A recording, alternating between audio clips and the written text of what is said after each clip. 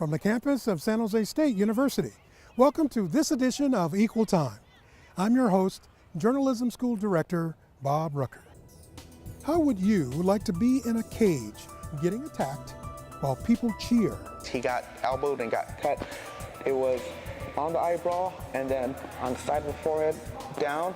I moved it and I seen like his skull. I was like, whoa. This is what it feels like in mixed martial arts.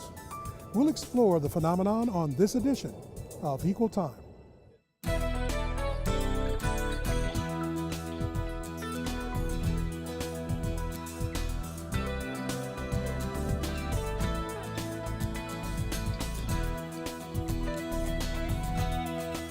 Mixed martial arts have grown more and more popular in recent years. The sport enables fighters to improve physically while earning money and an honorable title. Correspondent Justin San Diego explores the lives of MMA fighters. Jose Palacios has been devoting his free time to mixed martial arts for the past 14 years, starting at the age of 19. Now he fights and trains for Unlimited MMA in Milpitas. I've always wanted to be a fighter since I was a little kid. Martial arts kind of became a way of helping me keep grounded. So on Monday, Wednesday, and Friday, I usually run, between 3 to 5 miles. And then I'll do a lot of form and stretching, right? And during the nighttime, I'll do the drills and the sparring. So it turns out to about maybe a 4.5-hour workout a day, sometimes 5. Some of these fighters, sweating it out daily, say MMA helps them make the most out of every minute of their day. I mean, I do this so much to where, you keep on kicking something over and over and over, and you're going to temper your body, which meaning like you're going to get used to it and your tolerance kind of builds up. Human body is amazing. It heals up and it adapts incredibly. You gotta have a rest day, because if not, your body's gonna shut down. 230 right now. I'm trying to get down to walking around 190, 185 actually. But I don't know what it is. As soon as you get a target date, everything in your mind just changes. And that one cookie you wanted to eat earlier, you just don't want to eat it anymore. You gotta eat to where you have enough fuel in your body, but at the same time, you don't want to overdo it.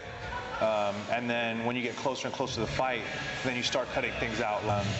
You start water loading, which means you're drinking large amounts of water, just so your body's used to flushing everything out. I used to cut weight pretty crazy, like 20 pounds in a day and a half or 2 days. I'll do like elliptical or run first, and then I'll do the sauna. I'll put garbage bags or sauna suits, Abilene, everything. In order to make a weight class, many fighters put their bodies through extreme conditions, including dehydration and starvation. It takes like an hour just to cut a pound, 2 hours just to cut a pound. Usually the last 2 to 3 pounds are the hardest to cut, so you're just there like stressing. Usually the last 4 days, I try to minimize my eating about 500 calories a day. Many fighters have friends and family who may discourage them from pursuing a MMA career because of these safety risks. As far as the friends that I've acquired now, all of them support it, because that's how they met me. This is what I do. My baby, my woman, they support me to the fullest, whether I fight or not. So when it's time to go, I have full support now. And that really makes a difference. It's one of those weird things. When you're in a ring with someone, all your fears, all your drama, every issue you have kind of leaves the window. You don't have time to worry about what your teacher said or what your friend said or who Snapchatted you something, because someone's about to punch you in the face. That's what martial arts taught me, man. That if you're able to move, be grateful, take advantage of it, and do something. Because one day, man, we won't be moving anymore. We're all gonna die, bro. Mixed martial arts is a sport that helps many young adults improve in many ways. People here at the gym say it helps them build camaraderie, strength, and endurance. When we come back, we'll investigate the injuries and the mentality it takes to be a fighter. Stay with us.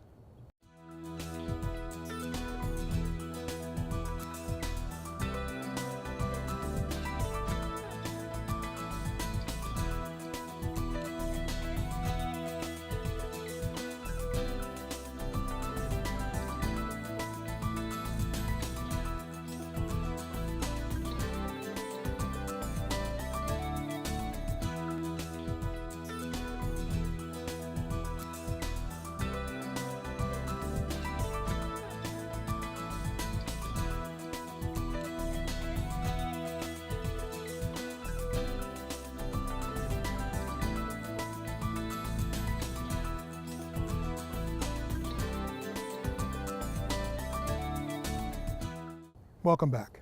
We've seen how mixed martial arts can benefit young adults, but now we can also see how the sport carries many risks. Justin Santiago continues our coverage. I've had plenty of injuries. I've had both my hands broken more than a few times, my collarbone, my sternum, my ribs, my shoulders, I broke my feet.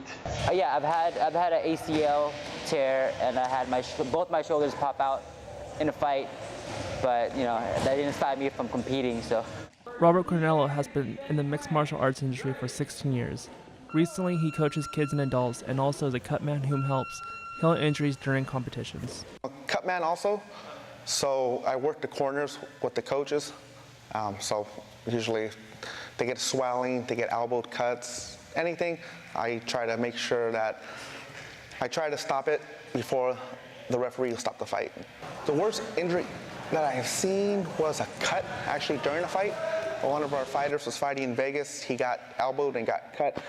It was on the eyebrow and then on the side of the forehead down. I moved it and I seen like his skull. I was like, whoa. Injuries such as a knockout or a concussion could put fighters on a medical recovery and prevent them from competing. Man, it varies. It depends on how bad. You know, sometimes, what's the minimum now? I think it's minimum 60 days or something. I can't remember what the days really are. But if it's like a really bad knockout, like boom, well, they have to bring a stretcher in sometimes. I know promoters will say it's procedures, but some of them are really bad, man. And they might be like, okay, I don't know if you could take another shot like that.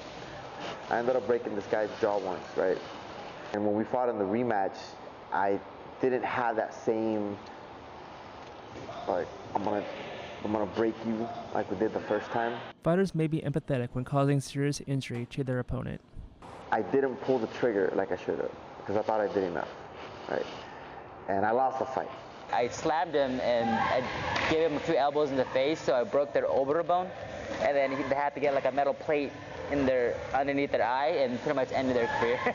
He was the hometown favorite, and coming out that ring, everybody was throwing waters at me, throwing glass, throwing everything, booing, and you know, I knew that I had to prove a point. You know, someone's gonna lose, so it's either gonna be him or me. So I show no mercy when I go in that cage. So it's a fine line. It's a line sometimes where some fighters will reach and they learn how to deal with the experience. Where you know the guy is defeated. Do I go there and kill him, or just take him and risk some serious injury? Jose Palacios attempted to walk the line between showing mercy but securing the win during his past fights. Because a lot of these guys, that's how they make their living. So right now, I literally put this guy in commission, so now he can't feed his family because he has to figure out a way. So granted, that's still an action that he decided to take, but I just don't wish serious injury upon anyone anymore, especially if this is the means of income. Mixed martial arts has many benefits. However, many people concerned with the safety risk may think that the sport may need more rules and regulations. When we come back, we'll sit down with 3 mixed martial artists, so stay with us.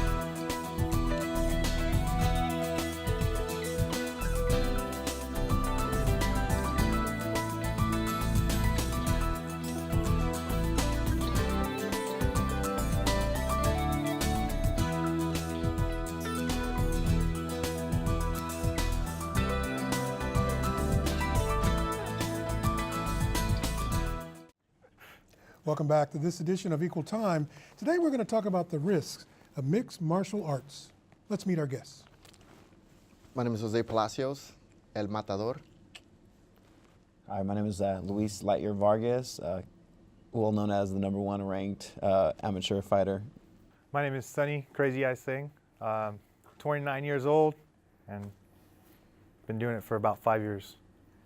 My name is Justin Santiago. I am the San Jose State journalism major and correspondent for this episode. Very good. And I guess in the spirit of it all, I'm Bob the Balding One, and we'll talk about mixed martial arts. I want to know what the public doesn't know about your sport. So first, let's talk about what they may or may not know in terms of basic details. What are we talking about, mixed martial arts? What does that mean? It just means it's a variety of art forms of fighting, all mixed up into one. And they are, give me a list of some of them. We have kickboxing, we have wrestling, we have boxing, jiu-jitsu, there's karate, taekwondo. It's a vast list that goes on and on and on. There's not just one specific art form. There's many, and they're all balled up to one really, really good fighter. Very good. And Sonny was saying you have a specialty that you like, but you have a passion for this in general. Why? Yeah, it's just exciting for me. It just gets your hearts pumping. It just makes you want to be the best you could be. For me, the sport's given me so much discipline, inside and outside the ring. It's kind of a stress reliever, kind of makes me put everything together and keeps everything together for me. Very good. Justin, why did you want to do this story? I think it's just the coolest sport. There's, unlike any other sport, you have 2 men in the ring or 2 people in the ring, and one's going to win and one's going to get hurt, whether by suffocation, a joint being twisted, something's going to happen. And it really is like a test of strength and endurance. Okay, let's open it up because I want to hear your stories, and jump on in, guys, because I want to hear how you would like to describe this sport. Why do you do this? Why do you want to do this? Can't really explain it. You really, really can't. I've been doing this for a while now. I'm 33 years old. Got into it when I was 19. And when I first got into it, very similar to Sonny, I didn't know what I wanted to do in my life. Military or get fat or go to school. I didn't know what it was. So I was like, you know what, I want to get into something. I found a martial art, and it just kind of kept going and going. But through that, I actually ended up going to college. I went to college, got my finished. So all these things that I never thought I was going to even think about, it opened up so many other doors. So that and the martial arts aspect of it has been fantastic. Now, as a fighter, that's a different story, and that I can't really explain.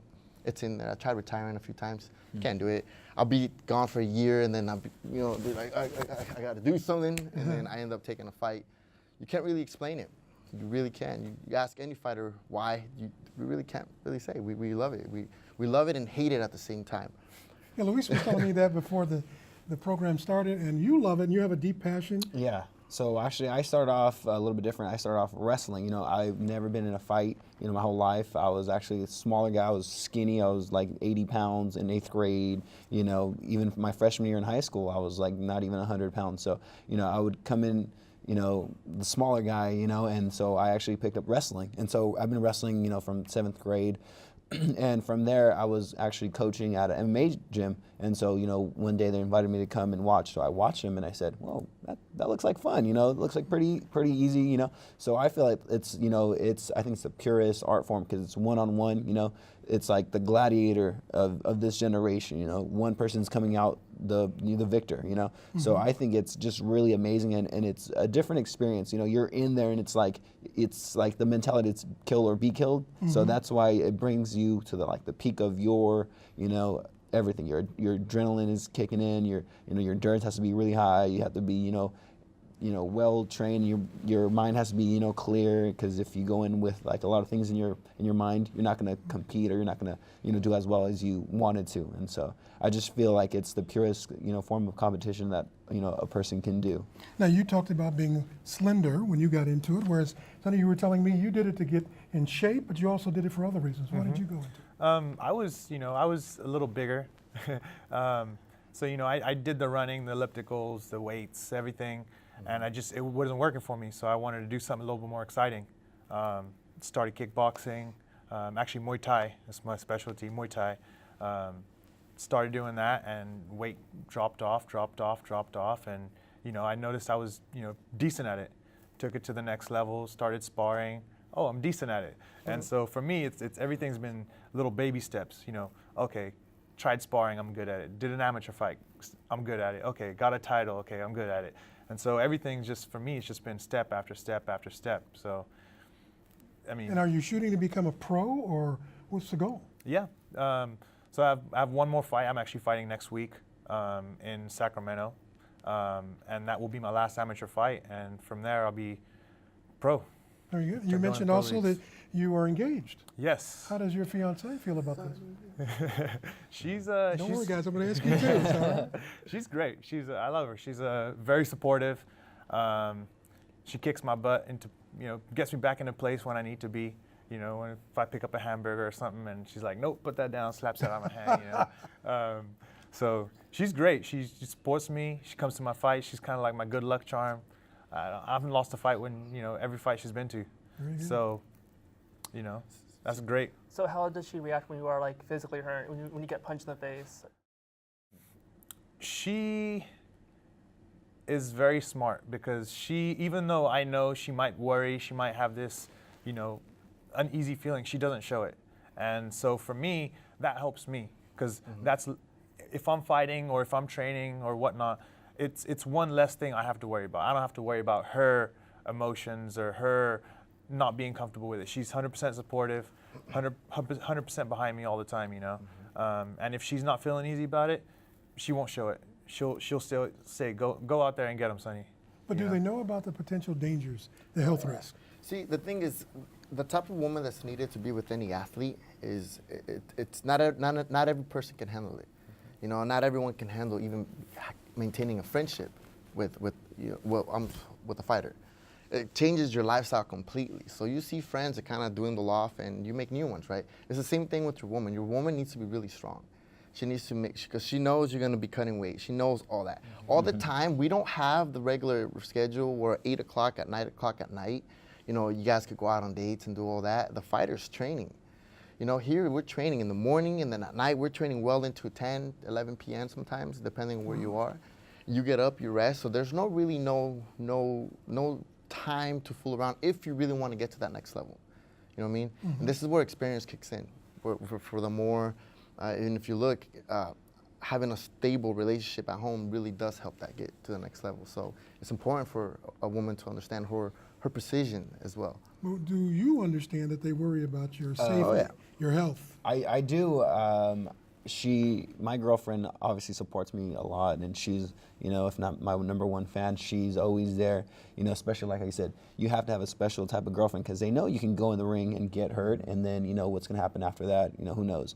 But they have to be there because my girlfriend, whenever I need to cut weight, I tell her, hey, I got a fight coming up. Okay, she's like, all right, we're on a diet now. And she's like, let's go run. Hey, what are you doing? You need to go run. You need to go work out, if I'm just being lazy at home. And also, when I'm weight cutting is, I think, if not one of the biggest things, for a fighter, because if you're, 160, 170, and you got to be 155 or 145, you have to really stress on cutting the weight. And so for me, my girlfriend's like, all right, if we want to go to the sauna, let's go. Or, I'll be in the bathtub with doing like a bath salt to lose some weight. And she'll be sitting there talking to me, keeping my mind off of, the whole weight cutting thing. And so that's But really all of you amazing. seem to be avoiding the question of what about the dangers? I mean, you could be seriously injured in any of these actions, right? Yeah, I mean, dangers are real. I mean, there's serious risks. You can go into that ring, you can have a fight.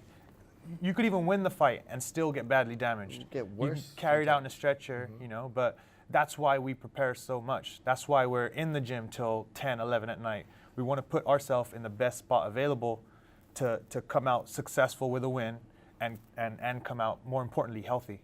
And Justin, what are some of the possible dangers? What could actually happen to them? When I talked to the guys at the end, there's the sauna, there's the dehydration, there's the sort of starvation of your body. I know I talked to one guy, he says he eats like 500 calories before his weigh-in, and trains 5 hours a day with that 500 calories of intake. How does he survive? How do you live with that? Well, you can't hold that for that long. And if you do, you're not going to be very efficient in the fight. You're going to be too weak.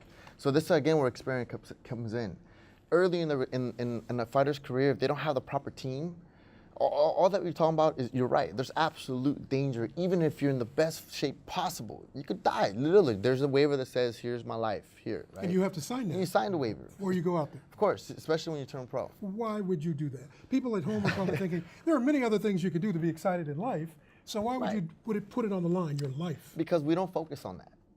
to be honest with you. I read that and I don't sit there and I don't go, oh my God, I could die. I don't sit there and freak out on that thing. don't have You know, time. you don't. The more, the more you're focused on that, oh my, it's like, oh man, it takes all that. You don't train in there to go and die. You train yourself to be prepared to, like, if I'm not tapping, I'm not whatever, right? You prepare, but that takes the fear away from it. So you don't really want to focus on the fear that I could get hurt, because most likely you will get hurt with that mentality. It's happened to me, you know. But it's worth it because I think one of the risks, that biggest risk that not a lot of people really, it's overshadowed by the fighting, is actually the weight cutting. Because if you don't do it properly, like you said, you could liver failure. You know, you can be dehydrated. You have to go to the hospital. Like me personally, like I'm 6'2", but I fight at 145, so I cut a lot of weight. You know, I'll cut anywhere from 20 to 25 pounds. he's looking Did at I just hear that right? Did you say 6'2"? I'm 145. 6'2", 145. You fight at Yeah, 145? I am. I think the tallest, biggest 145. Are you freaking kidding me? Yeah, That's so a big that's 145er. the you know, the reaction I get from a lot of fighters. You know, but when they see me at 145, they're like, oh my gosh. They're like, oh my gosh, you are sickly. You look weak. You look like you're gonna pass out. And the truth is, that's how I feel. You know, but I know that's how you actually feel. That's how I feel. But the truth is, you know, it doesn't bother me to have to go through all that just to fight, because you know I'm pretty good, so I know I'm gonna win. So the weight cut is you know, just the little baby steps that you have to get through, the obstacles you have to jump to actually get in that next. You know, you have to do something that. Whoa, how old are you again? I'm 24. See, that's why. See, when I was, you know, I'm 33. The weight cut now, oh, hell, part of my language. No way, hell no. Back then, your body, you're still young, brother. You still feel that. You're 6'2", you'd be like, just push through. The older you get, your body's not gonna be able to bounce back the same way. You and I were naturally. talking about that earlier. Yeah. You know somebody 54 years old, I think you told me, who's still doing it. Why would you do that? I mean, your body can only take so much. I mean, like Jose said, you can't really explain it, right? It's almost addictive. Well, like you love it so much, you want to do it. You don't do it, and you kind of get this itch. You want to do it again. I haven't stepped away from it for long enough to feel that, but I mean, I can understand it.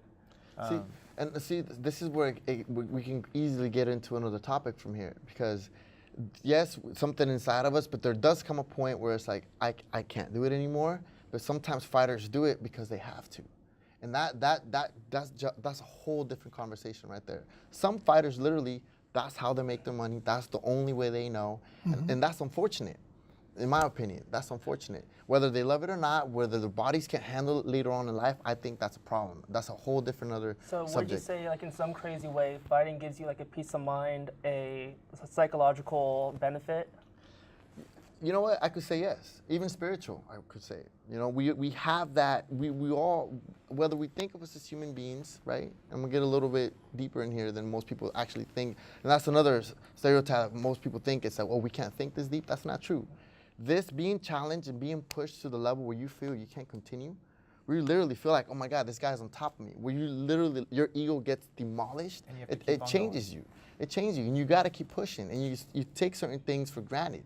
You know? But you want to be pushed to the edge. You want to be pushed to the edge. That's where I feel you find out who you are as a person. You know, that's where you're pushed to your limit, and then if you know you have the ability to fight back, you know, you become, you know, a better person in you know, a sense. Because if you're you know, getting beat, you know, say if you're in a fight and you got beat up 2 rounds, and you know, you're like, I can't do anything to this guy. You know, this guy's punching me. He's, you know, on our feet. He's beating me on the ground. He's beating me. You know, what am I gonna do? It's where you have to dig deep inside of you and see what kind of person you are. So if you can come back and, you know, overcome and actually, you know, submit him or knock him out, you know, then you find out, oh wow, I can really do it. We have about a minute left, so I want to see if Sonny wanted to add something else to this.